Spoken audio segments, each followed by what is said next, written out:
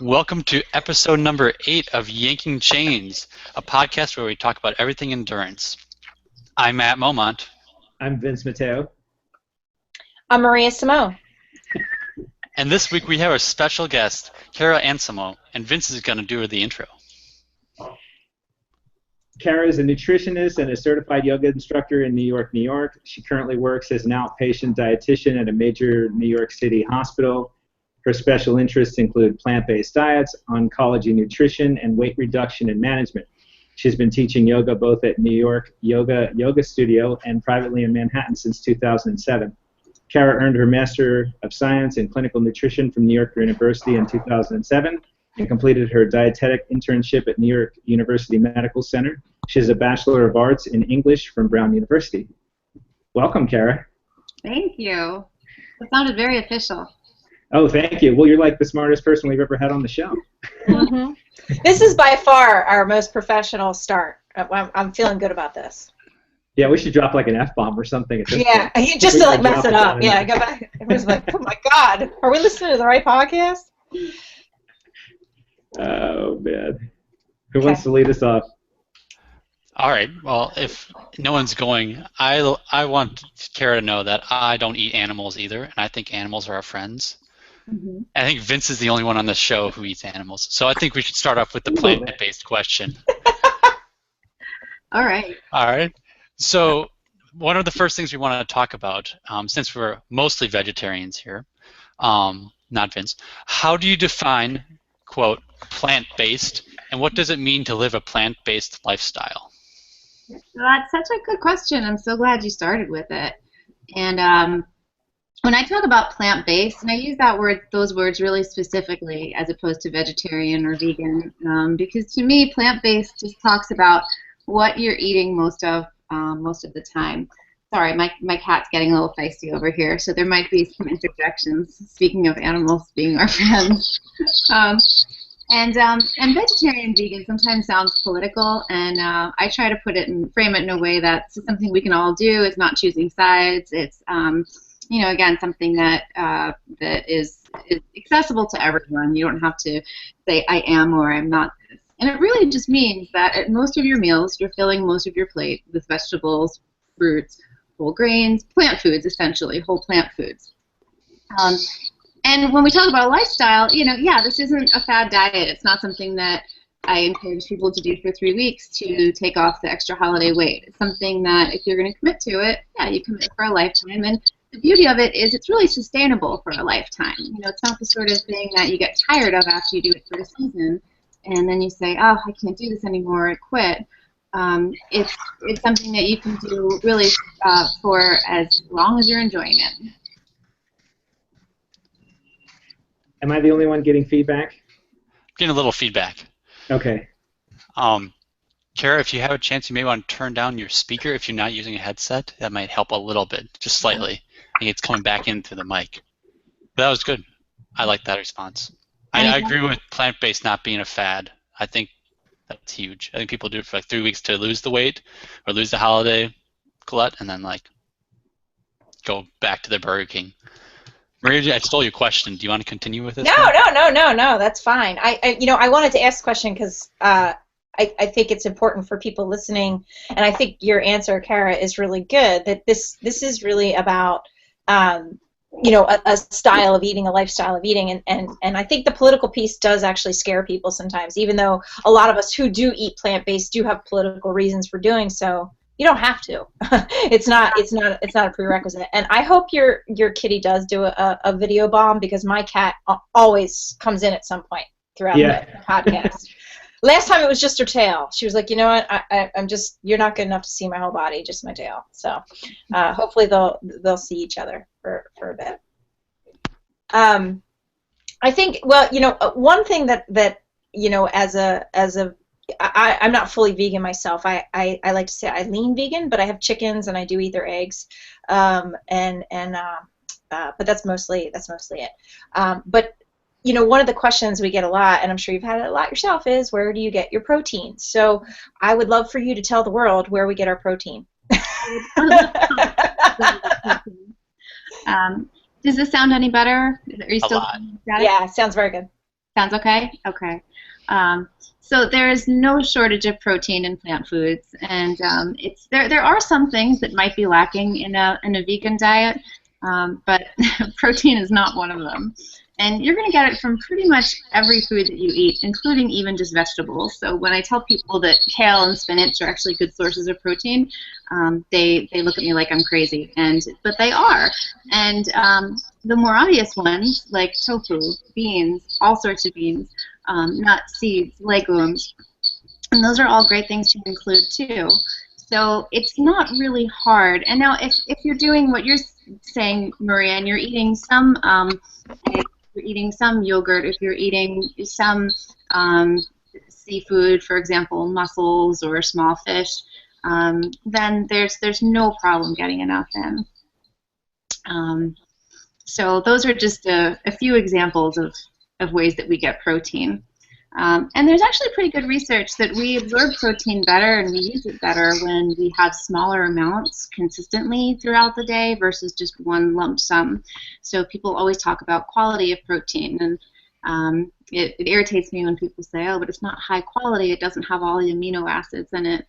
It doesn't really matter. As long as you're eating healthfully and you're eating throughout the day, you're going to get them all, and your body is very sophisticated. It knows what to do, so it'll put them together. Yeah. So I have a question for you.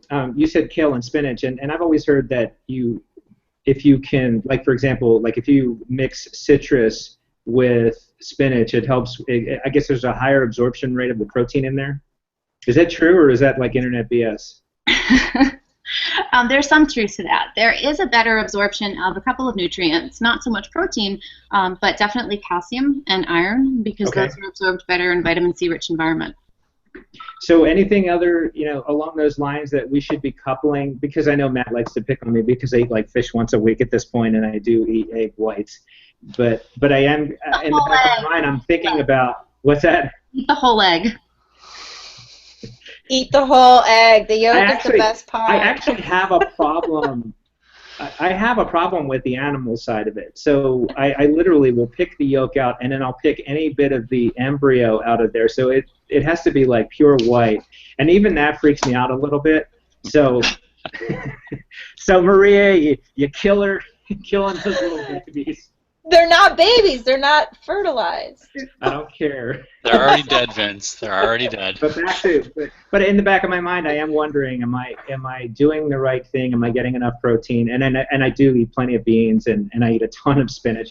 But are there things that I should be kind of coupling together to make sure that I'm maximizing that? Yeah. Again, not as long as you're eating them all throughout the course of the day. There's no reason that you have to have anything in one given meal, like pairing proteins together. You used to hear things like you have to eat rice and beans together to make a quote-unquote complete protein. It's just not the case, as long as you're getting them all in and you're having variety. Awesome. Yeah. How much variety is there in your day? I know for me, I'm currently a bachelor. On the last show, I announced my engagement, though, so that's going to end soon. But I have to cook for myself a lot and plan and work and train. How much variety are we talking when you say variety? Like, is spinach every day a bad thing? Should I be having different types of dark greens? How much variety? Yeah, that's a great question. And ideally, if you can have different types of greens, fantastic. The more you can diversify, the better. But in the real world, if you buy spinach and kale and bok choy and mustard greens and collards, you're probably not going to use them all, especially if you're just cooking for one or two people. So just to give you an example, and I cook a lot just for myself, or it's just for me and my boyfriend, so we're not doing different things every single day. It might mean, when I say variety, that you're having not just one color vegetable, that you're not just having green vegetables, because sometimes people tend to think, oh, that's the best one, that's the one that I have to have. No, have the orange ones, the yellow ones, have even the white ones, the garlic, the onions. And as far as whole grains, I'll hear people say, well, which one is really the best? Like, they want to hear that brown rice is really the best one, or whole wheat is not good or is good. And again, if you're having all of those in some form over the course of the day, over the course of the week, you can trust that the variety is what you need. So it doesn't have to be 10 different vegetables every single day.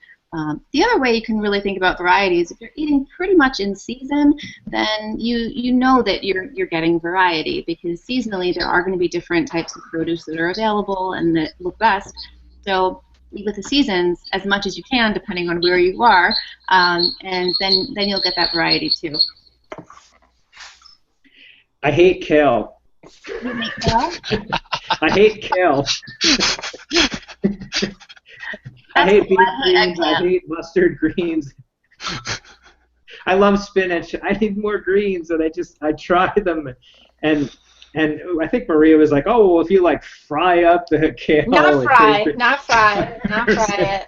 If you bread it and deep fry it, and then you get like a kale chip, right? Like, I did not say fry. I said bake. There was no frying involved. Have you tried collards? Do you really like kale the way it tastes? So I think kale is very good. I like kale.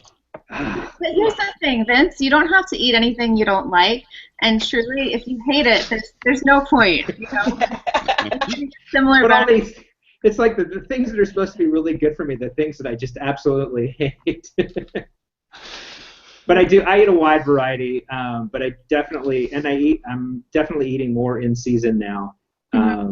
But I belong to a CSA, and we're getting like kale, and I just recently discovered that you're actually supposed to eat the big greens and not throw them in the trash, and so I was like, oh, well, I'll try those, and man, I hate those too. Too strong. The beet green?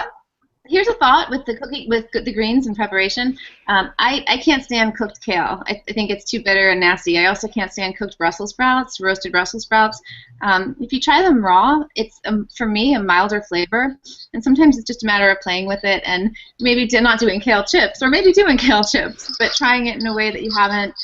Maybe adding different flavors. So doing like a raw kale salad or shaved Brussels sprouts, for example, instead of doing it cooked. And then again, if you really hate it in every way, then enjoy it. Don't force it. There's plenty of other greens you can eat. Yeah, exactly. And speaking of that, like, so if someone wanted to become more plant-based, you know, how would you recommend they do that? You know, cold turkey, ease your way in. What's a sustainable way to kind of introduce this style of eating? I always like to encourage people to focus on what they should have and what they can have, and that is simply more vegetables, more fruits, more nuts, seeds, plant oils like avocados, olive oil. And, you know, think about, okay, how many of those things can I incorporate in the course of the day, in the course of the week? And, you know, not so much I can't have this, I can't have that. Because truly, when you start to fill up your plate with those good foods, with those plant foods, then you don't have room for the other stuff. You don't have room for as much of the meat and the processed food and the added sugar. So it sort of naturally, you know, falls into place the more that you're including all of that good stuff. You know, some people like to do things really sort of all or nothing. There's interesting research on people who change their diet all or nothing versus a little bit at a time, and both work essentially. So it's really a matter of personal preference. Yeah. And you have to know the kind of person you are, I'm guessing. You know, are you a cold turkey kind of person in life, or are you an ease it in and gradual change kind of thing? Exactly. Yeah. So I think that leads right into a good question we have, and I think on your blog you mentioned that you specialize in weight reduction and management. In this New Year's, everyone's always like, this is the year I'm going to get fit, or I'm going to lose weight, or I'm going to be a vegetarian, whatever their goals are. What are some of your top tips or techniques for making these dietary changes stick or make them sustainable? As far as weight management or weight loss? Sure, yeah, the changes, make these, you know, you said go little by little or go all in. What are some good techniques for people to try to change the diet? Yeah.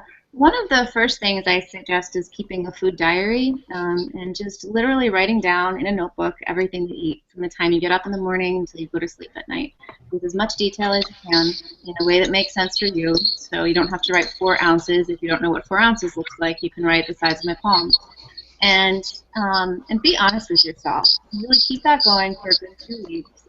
It's a tool, and it's not meant to shame you. It's not something that anyone else has to see.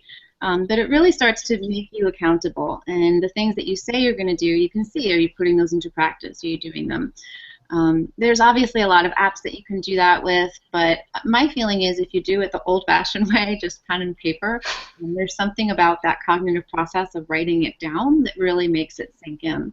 So that's one tool I do encourage people to start with. If we're talking about weight management, weight loss, a big, huge thing is portion sizes.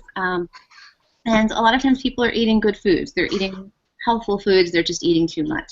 And most Americans have been accustomed to just seeing more on their plate than they need. So when we look at a restaurant serving, it's actually 5 servings of pasta rather than 1 or 2. But we're used to seeing that, right? So just getting used to eating less overall. And one third thing I would mention, have something that you're looking forward to more than just the next thing you eat. Because a lot of times we put food in this role of that's going to be my treat, that's going to be my gift to myself, that's going to be my good thing that I do to soothe myself when I get home at night or when I finish a long run or whatever it is. And yeah, you can do that in a way, but also have things that aren't at all related to food that you're looking forward to and that are exciting you, and that can soothe you and that you can use for all of those purposes. So essentially you're eating when you're hungry and not using food when you're not hungry. So it sounds really simple, but we eat for so many different reasons, for so many emotional reasons. So getting a handle on that can be helpful. Mm-hmm. How do you feel about, this time of year people are doing Weight Watchers, Whole30, Paleo, all that kind of stuff. How do you feel about those types of diets? Ooh. That's on my personal list of questions over here. I got a whole list. Well, you must have put it in the doc because it's in the doc. I'm reading it. I put that one in the doc. That was me. Oh no! I don't know if the Subway diet works. I stole your question. Let her start there, and then I'll jump in. Yeah, this is a question I want to, because I have my opinion, but I think experts should share theirs instead of my spouting off about it. So, go for it. No, it depends on which one we're talking about here, because there's a lot of diets that are really funky and out there, and I'm not really a big fan of paleo. I don't think there's such thing when we talk about the way that human beings evolved. It's kind of a silly concept. You just, like 100,000 people just unfollowed me because you said you didn't want paleo. I know. Blame it on me. But if we're talking about something like Weight Watchers, then for some people that works really well. For some people that's something they can sustain, and it's helpful with sort of real life eating. Helps them to count the points to get the weight off. So I think there's a lot of fads out there. I mean, there's a lot of bullshit diets out there, but then there's a lot of things that really, just depending on the individual can be worthwhile.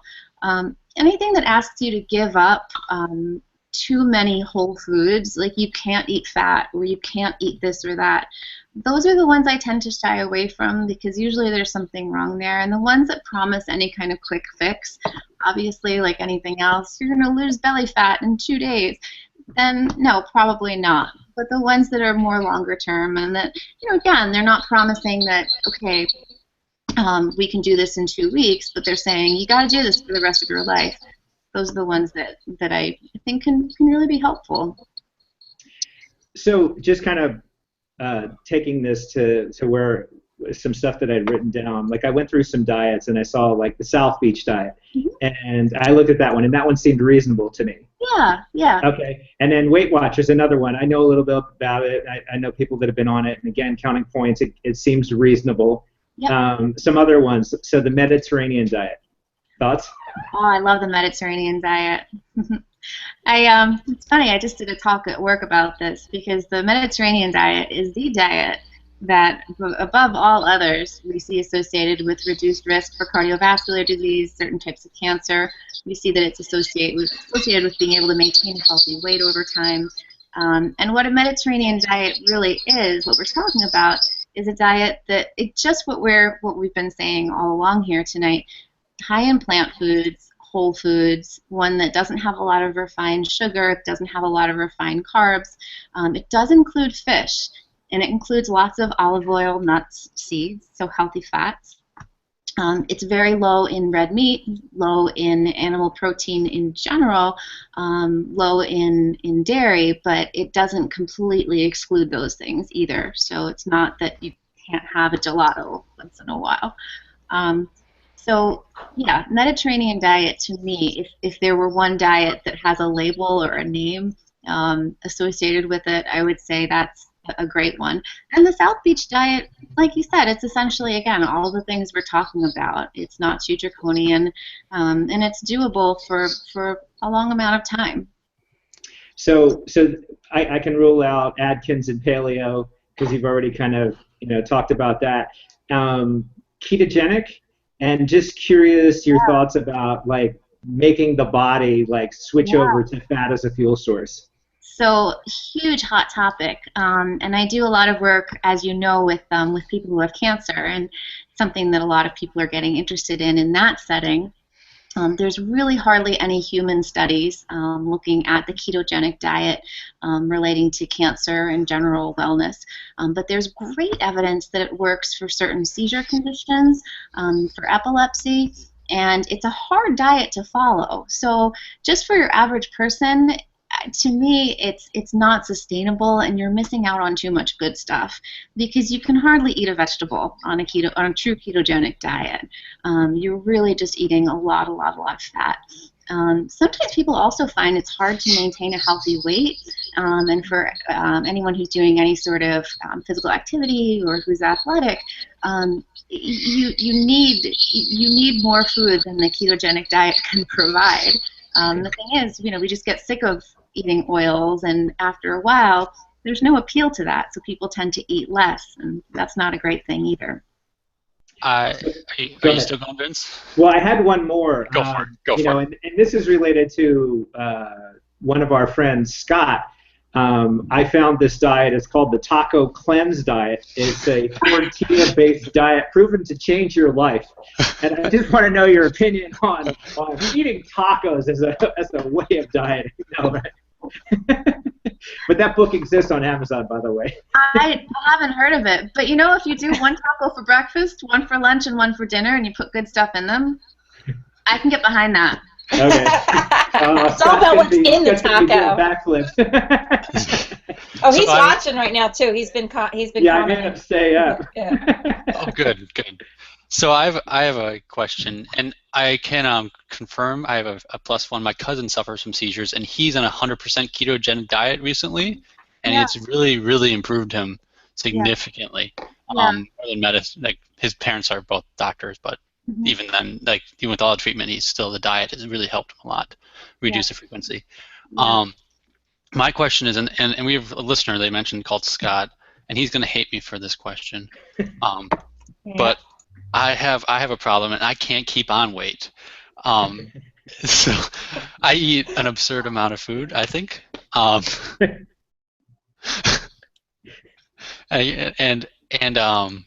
For example, last night, I think I ate so much butter and eggs that I had to take a sick day from work today, believe it or not.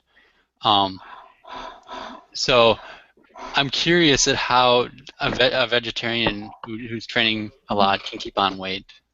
Yeah, and again, individual metabolisms are different, so for some people that can be really tough, and it's not always just calories in, calories out. So you and Scott or Vince could be eating the exact same diet, and one of you could have trouble gaining weight, and one of you could have trouble losing. So there is that. But in general, I encourage lots of the healthy fat foods. So things like avocados, nuts. Too much butter and you're going to feel sick. But generally, a lot of the healthier forms of fat you can eat more of and still feel okay. Nuts, nut butters.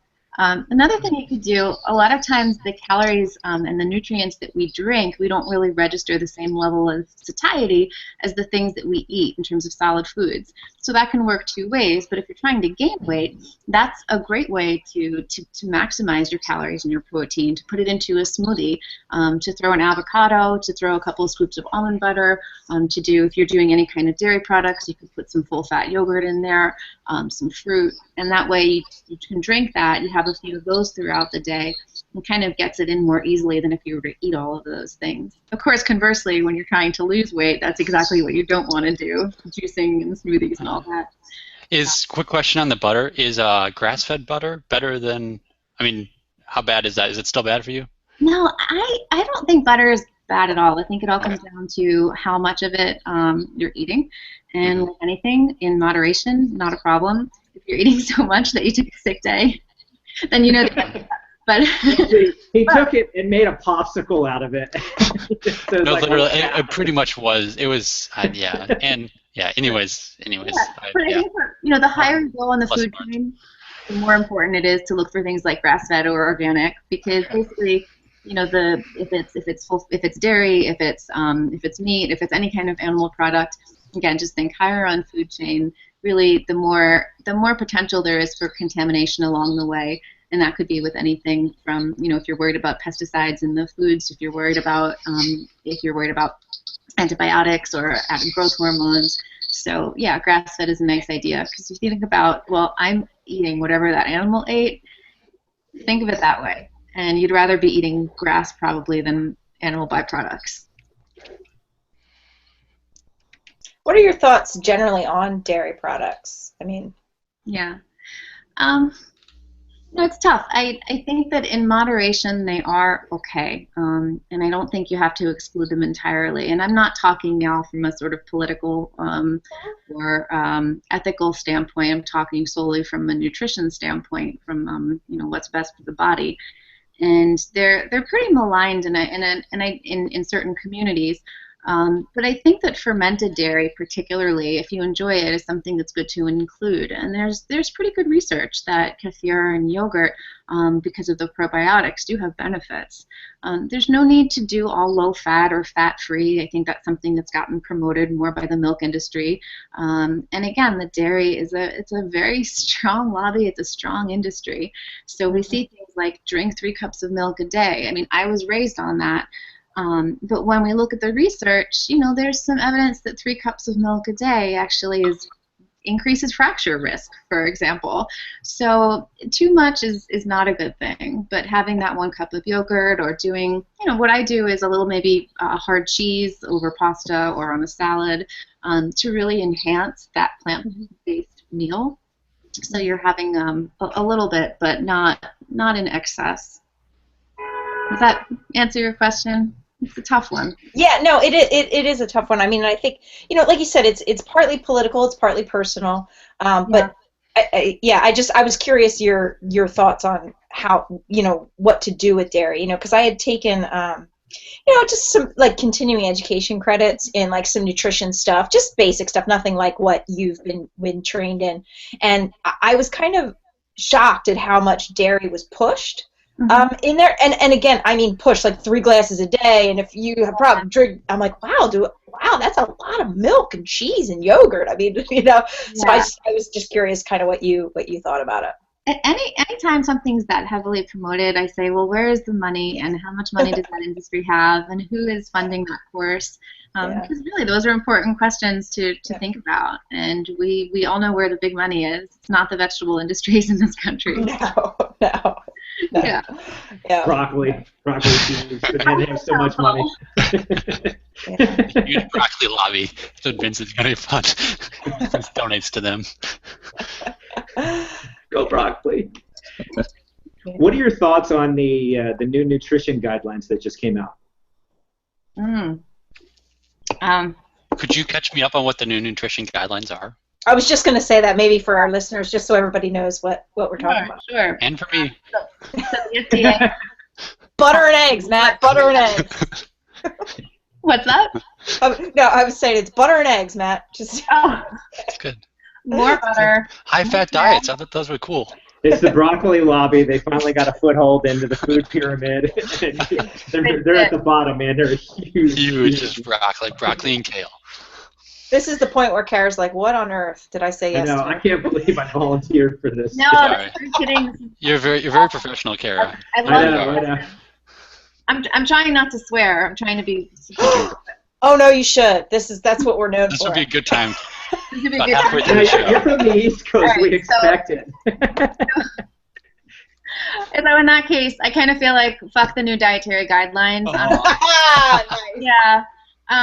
They really missed the boat in a lot of things. And just to go back and say, what is that actually? So the government issues this set of sort of guidelines based on what panels of experts and what they interpret the research as saying is what's good for us, what should we include more of in our diets, less of.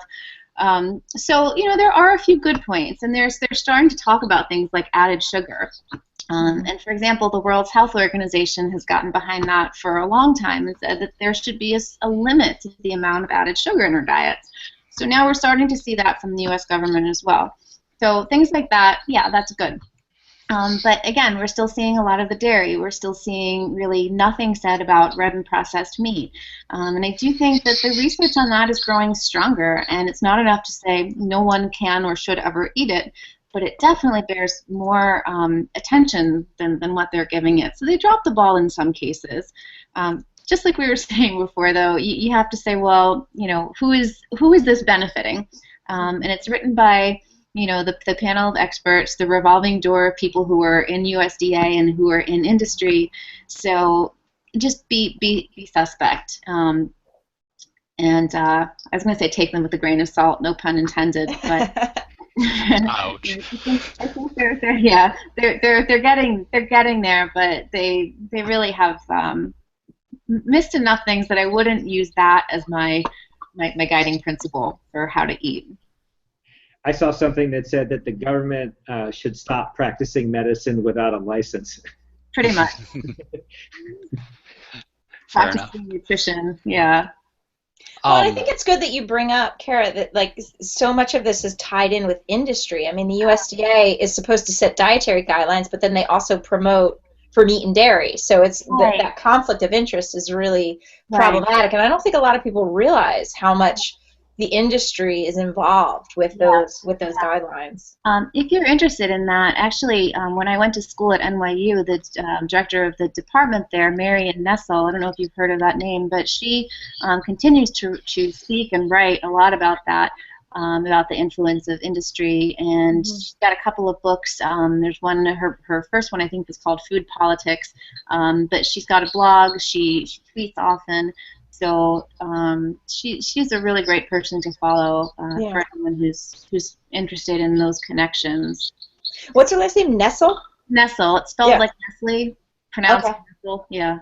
We're going to have that on our website. Oh, that's right. We need a website. We need to get a website. We're working on it. We'll have to do it now. Marion, you said her name is? Marion, M-A-R-I-O-N, I believe. I found her. I'm going to follow her. I'm stalking her. Yeah. I'm very much interested in those kinds of bits. I mean, just like we're not necessarily trying to get political here, but there is a big thing there. Sure. No, it's important to know, and when the U.S. government is issuing these recommendations for all of us, that's really sort of shaping policy and shaping education. So it's good to know, well, what's behind that. Is it really in our best interests? In some cases, yes. In some cases, maybe not so much. Yeah. I wonder if anybody's actually looking at it, because the people that do know are not looking, and the people that don't know who should be, aren't either. So it just seems like a lot of waste of money. That is such a good point. And I was having a little Twitter conversation with some fellow RDNs recently that the one thing that the guidelines have done is unite all of us, all of the RDNs, in being angry with what they are and not really being what we think they should be. So I think there's a lot of talk from people who are in the field. But yeah, I don't know if your average American or average physician, for that matter, is really looking at them and using those as a guide. They're using Gwyneth Paltrow, they're using football players. I shouldn't mention names, but that's what people are listening to for nutrition advice in so many cases. What is Gwyneth Paltrow pushing? I'm not sure what she's pushing these days. Oh. Broccoli. She's vegan, though, isn't she? Hey, you like broccoli?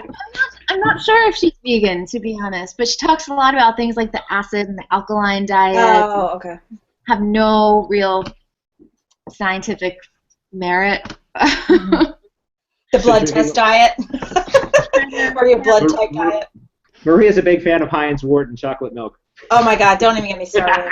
What is it? There's two things in there that drive me nuts. I don't even want to get started. I'm from Jersey, Cara, so I'm like New York on steroids down here in Jersey. So, yeah, no, I don't like either one of those things. And she follows Chef Gordon Ramsay. Oh my God, I hate him too. They all suck. Wait, what was the first one? I still missed that. Was it chocolate milk? Heinz Ward and chocolate milk. Heinz Ward's a football player. I didn't know who he was. Oh. But he got into, well, anyway, let's move on. Tangent alert. Tangent alert. But yeah, forget it. Let's move on. It's a hot button topic. Yeah. Moving on. You know, we've been talking about like fats and protein and carbs and that kind of stuff. And I think, and I mean, you've answered this already, I think, but just kind of, I guess, to be clear for our listeners, you know, I think some people get tied to like, you know, there has to be this like definitive balance between the macronutrients. But I'm guessing that's pretty dependent, right? Like Matt's cousin, you said, Matt? On the ketogenic diet, like, right, like, so he's got to go balance because it's good for a particular condition he has. But I just, you know, maybe if you could talk a little bit about balancing macronutrients and the kinds of things people should think about when they're putting that together. Yeah. And again, for most of us, you know, excluding certain medical conditions that you can really benefit from a very high fat or a very low fat diet. For most of us, you do want a balance, but it doesn't really matter so much if you're getting 15% or 20% of your calories from protein. And there's a study done. Gosh, it was maybe 5 years ago now, published in the New England Journal of Medicine, that showed people who followed diets with different compositions of macronutrients. Basically, as long as their calories were controlled and as long as they were eating good quality foods, were able to maintain good health and able to maintain a healthy weight. So I really am more of a fan of focusing on, and yeah, for our purposes now, we're talking about the macronutrients, but thinking less about the nutrients and more about the foods themselves. And when you're eating the kind of diet that we're talking about, it really does fall into place. So, yeah. Cool. As part of we talked about a lot about food. This may be the fake food part, the fake food section of our interview. Can we talk about supplements? And would you recommend any? You mentioned there's parts of a vegan diet where they may not be getting all the nutrients they need. How do you feel about supplements, and when would they be useful? So, yeah, there are some things that can be lacking in a vegan diet. Not on everyone, but it depends. B12 is one of the big ones, and in some cases iron. It's just harder to get those from plant foods. So in some cases, supplementing is warranted. For many people, regardless of what they're eating, a vitamin D supplement is a good idea because we're getting it from sun exposure, and depending on your latitude, where you live, your time outdoors, it can be hard to get enough because mostly we're not getting that from foods. We're getting it from the sun.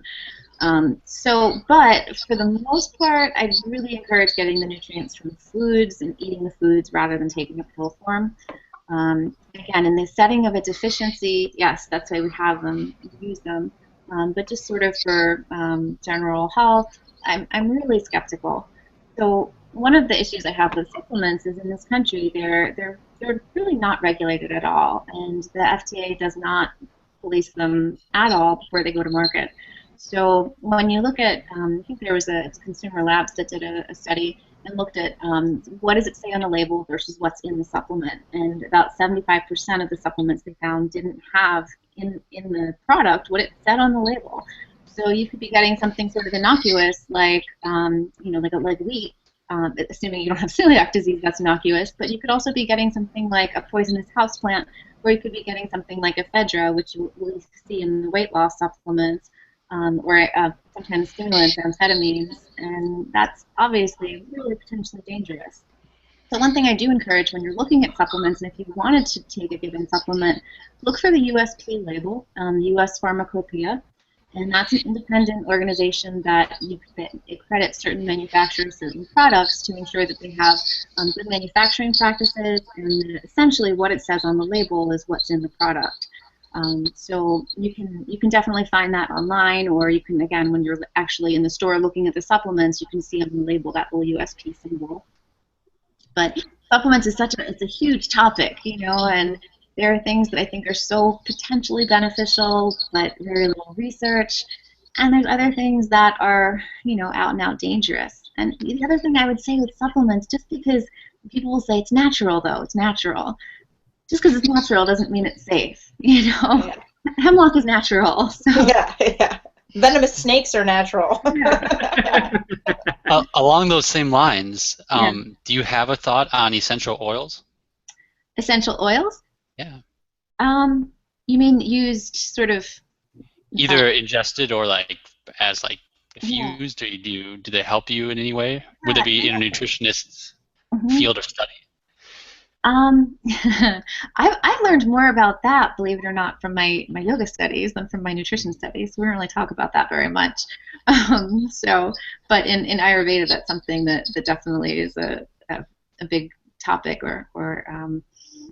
Yeah. So I don't know much about ingesting them, and in many cases, I wouldn't recommend ingesting them because they are so super concentrated. So you have to have the appropriate amount of dilution, and that's something that I'm not an expert in. So I wouldn't say here's exactly how to do it. As far as using them sort of as aromatherapy or topically, I think a lot of that is unresearched, but there's certainly no harm in trying it. So if it feels like it provides a benefit, then it probably does, and you're not hurting anything. So that's about all I can really say on that. It's not an area that I have a lot of knowledge.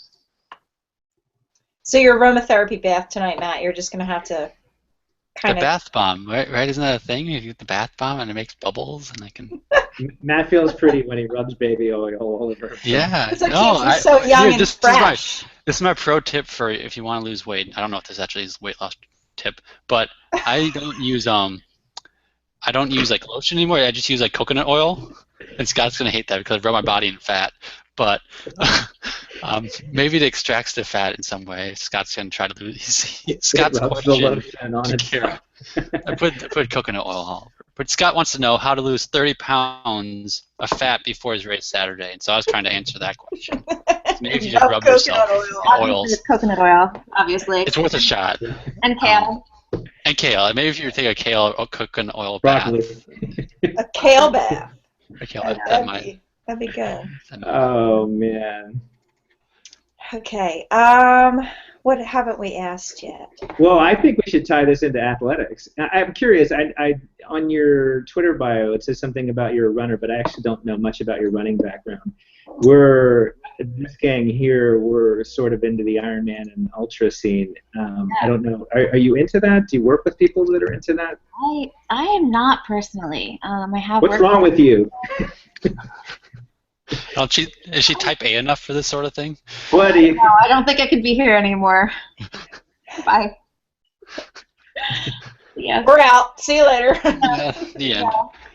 No, my the extent of my sort of endurance sports is marathon running, and I haven't done that in quite a while. I find that it's a great experience, but for me, my body just doesn't do so great with those kinds of distances and that kind of training. And I truly would rather be able to run for the rest of my life. And I found that when I was doing a lot of intensive training, I just didn't feel good. So it wasn't the greatest thing for me, for my body, for my lifestyle.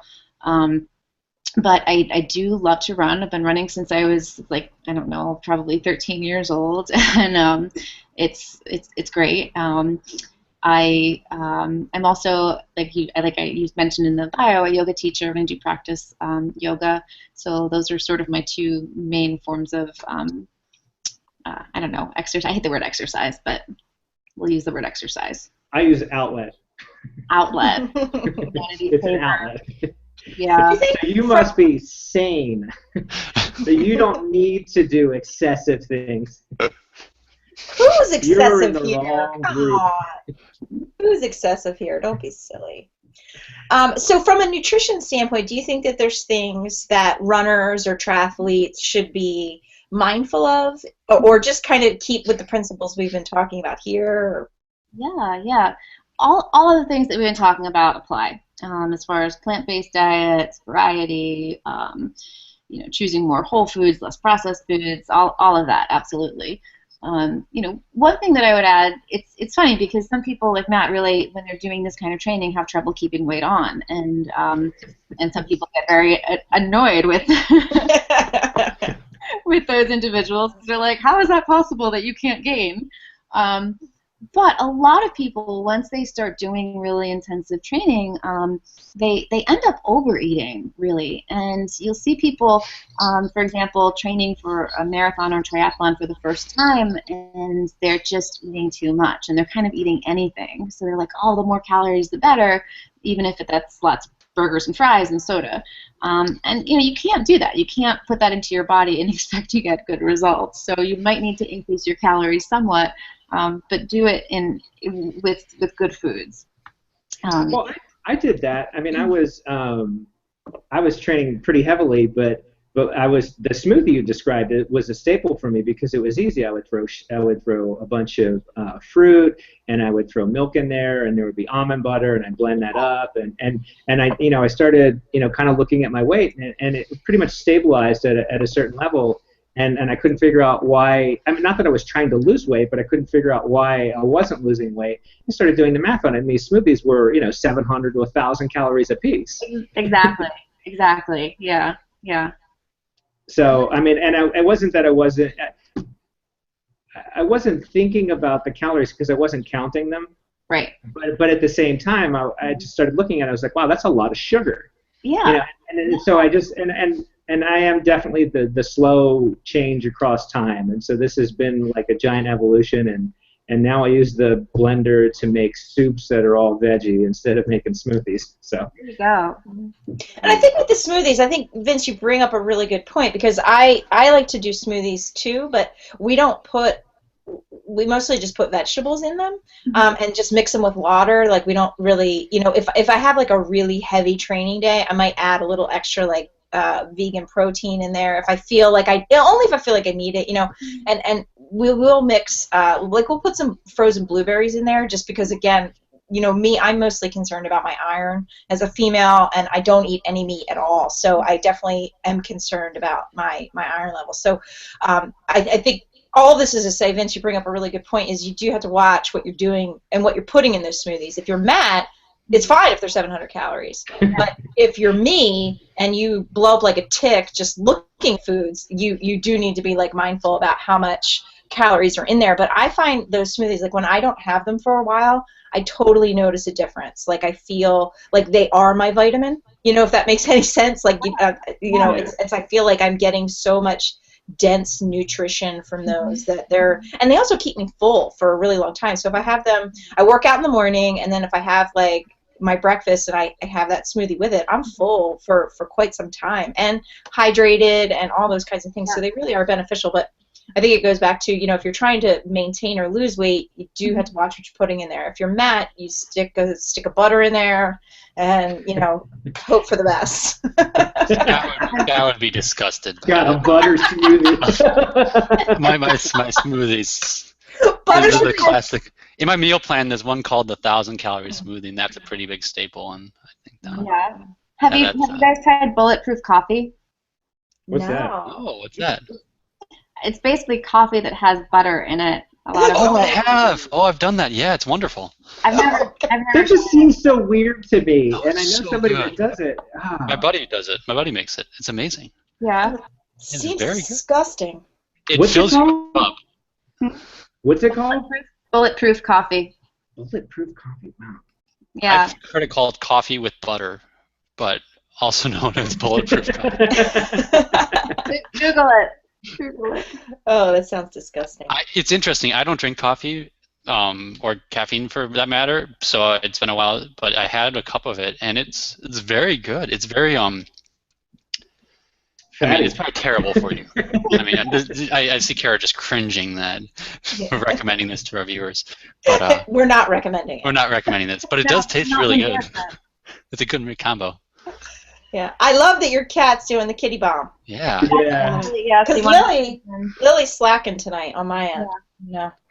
Yeah. Okay, so we have a little bit more time. So I do want to talk a little bit about yoga, or we want to talk a little bit about yoga, Yeah. because I think it's very good for our runner triathlete bodies. So maybe, I guess, I don't really have a specific question. Do you guys have a specific question about yoga?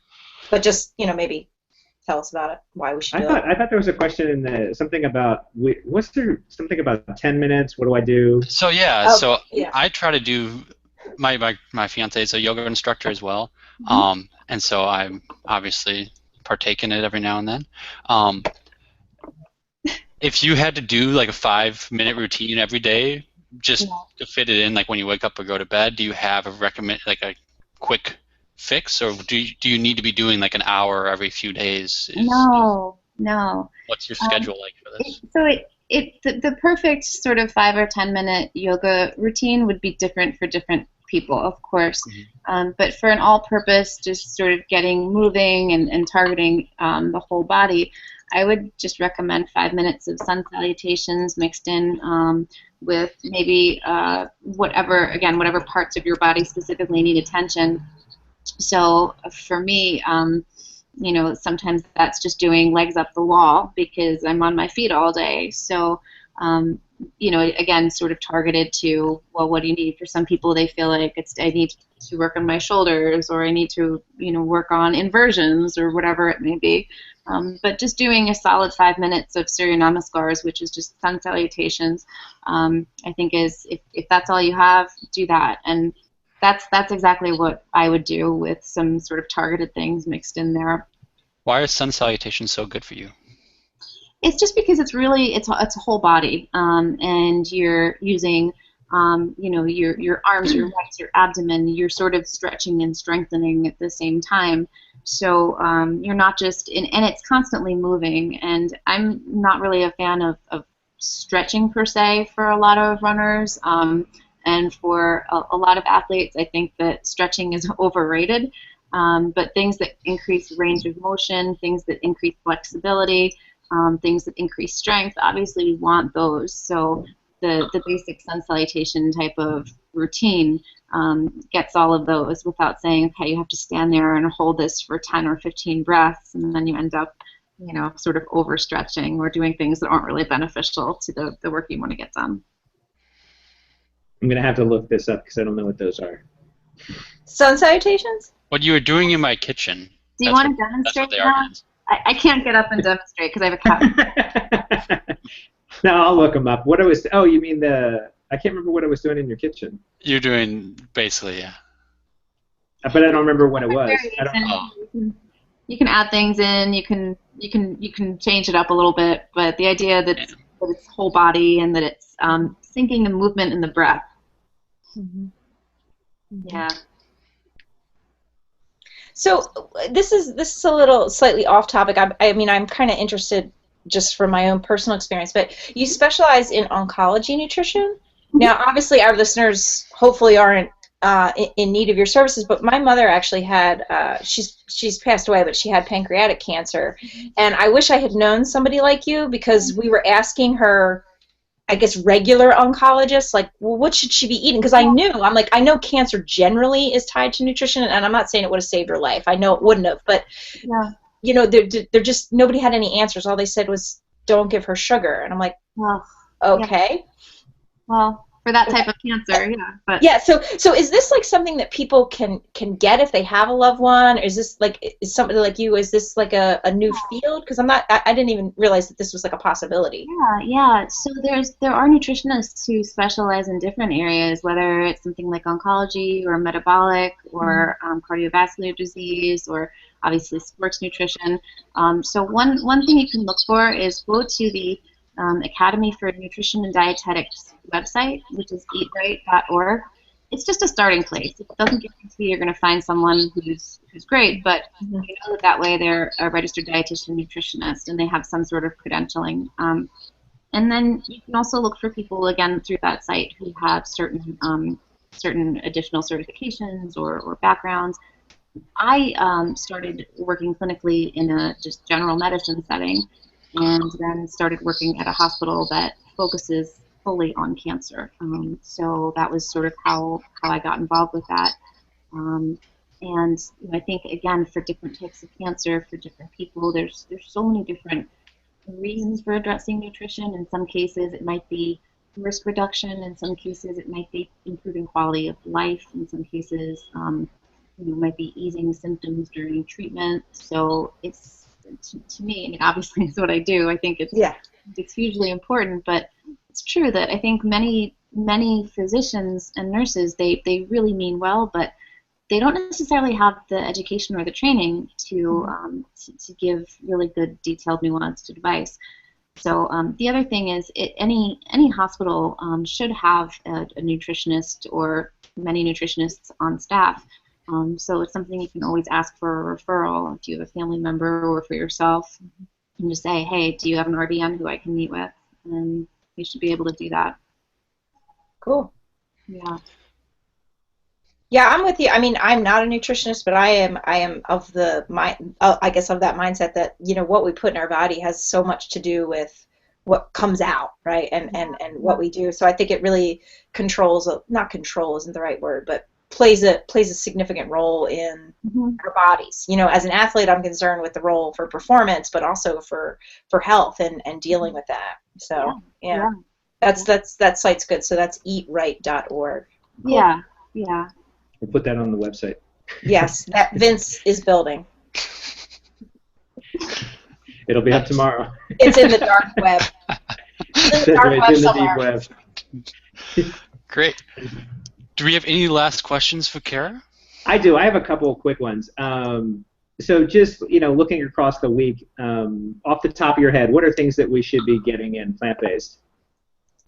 So you said spinach, kale. I know you said, I just want, for people that are thinking about it, it's like, all right, she said she didn't name anything specifically. So yeah, there's no such thing as a superfood or a superfruit or. Oh, good. I was going to ask that. Yeah, all the vegetables. Marketing term. It's a really good marketing term, but it doesn't really mean anything scientifically. But really, all of the different vegetables. One good rule of thumb is if you're getting a variety of colors, then you're probably getting a lot of the nutrients that you need. So my mom was an art teacher, and she used to always say, look how pretty that plate is when we were kids. But there's truth to that if your plate looks pretty and it's got a lot of colors, it's probably good for you. And that's natural colors, of course. I'm not talking about red dye, number 50. Cheetos. Those orange peanut butter crackers. All over my diet. So that's one thing. And then, I think too, a lot of people, when they're trying to eat healthy, I find tend to leave out the healthy fats. And to me, that's something that we all should be including pretty liberally. Not so much that, you're adding a ton of calories and causing unnecessary weight gain.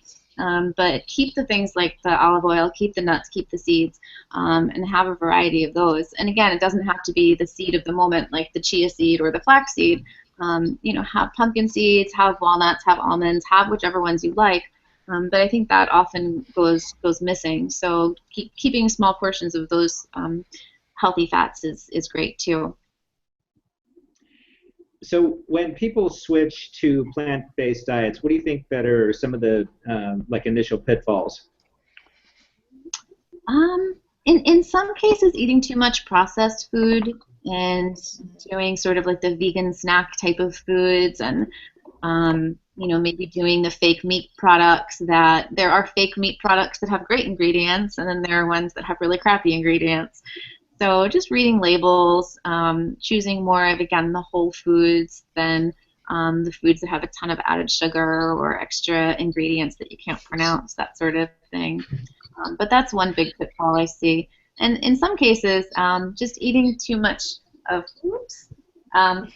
eating too much of things like and again, this is animal food, but pizza and cheeses, and we all love cheese sometimes, but I think sometimes people rely too much on cheese and dairy when they cut out meat and chicken and animals. So just be conscious of that too, that you're not overloading on those. I learned my lesson. That's Yeah. going to start the all butter diet. You got to call out of work because you ate too much butter. That's. Yeah, dude. I don't know if that was. I was really sick this morning, man. I don't know if it was all the butter, but it was. Yeah, it was a rough day this morning. This morning was not fun. Well, he's young. We're just Matt's young. Yes. Yes. He's Well, our underwear model. But your friends aren't going to. He is an underwear model. Matt's friends aren't going to work because they're still hungover. Matt isn't going to work because he ate too much butter. That's really the summary. Fair. It's true. It's true. Well, We all have our vices. it's true. All right. Well, Cara, it's been an absolute pleasure having you on the show. It's Yeah, been it was awesome. Thank you. Yeah, Awesome. it was best. I think we'd all like to apologize because you were the most professional person we've ever had, and we all got very uncomfortable. We weren't sure how to respond. Yeah. But you weren't sure what? We weren't sure how to respond, so we all got awkward and made funny jokes. But you have ratcheted this podcast up to the next level. Yeah, I Yeah. feel like if we don't have 1 million views by next week, I don't know. You know. I love it. I love it. I think this has to be our debut episode on iTunes because it's definitely the best one. You're This really is informative and helpful. Oh, I'm pumped to have people listen to it. awesome. Well, Yeah. I'm happy to be here. So much fun talking with you guys. We're glad you had a good time. All right, for all you out there, we're going to be back live in 2 weeks. That is January 29th. We'll be back on a Friday morning, probably. We have some possible special guests lined up for that Friday as well, and we will announce that on Twitter. So be sure to follow us at Yanking Chains. And thanks again for listening.